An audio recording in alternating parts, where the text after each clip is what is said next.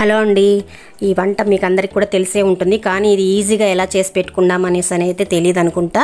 ఒకసారి అయితే ఈ వీడియో చూడండి, చిన్న వీడియోని స్కిప్ చేయకుండా చూడండి. నేనైతే మా వారు చెప్తూనే ఉంటారనమాట, ఇంట్లో ఫుడ్ మంచిది, ఇంట్లోనే తయారు చేసి పెట్టచ్చు కదా అనేసి. బయట నుంచి తెచ్చేది అది నచ్చదనమాట మా వారికి.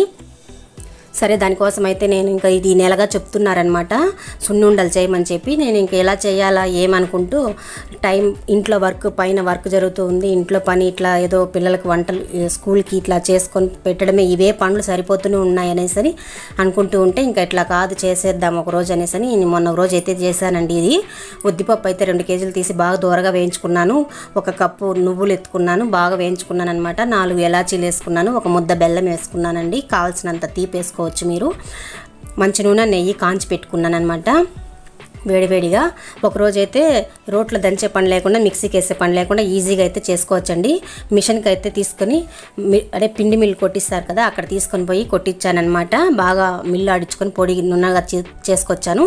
అదైతే ఇంకా బేసన్లో వేసుకొని బాగా వేడి నూనె కాంచి, మంచి నూనె అయితే ఎముకలకు మంచిది అని చెప్పని అంటూ ఉంటారు మా వారు.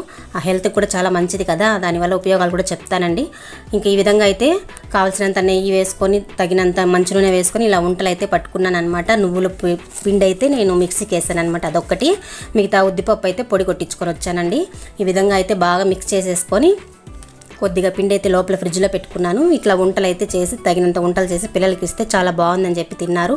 ఇలా స్టోర్ చేసుకున్నాం అనుకోండి, 1 వారం రోజులు ఉంటుంది. పిల్లలు తిన్న తర్వాత మళ్ళీ ఆ పిండిని తీసుకొని మనం వంటలు చేసి పెట్టుకోవచ్చు అనమాట.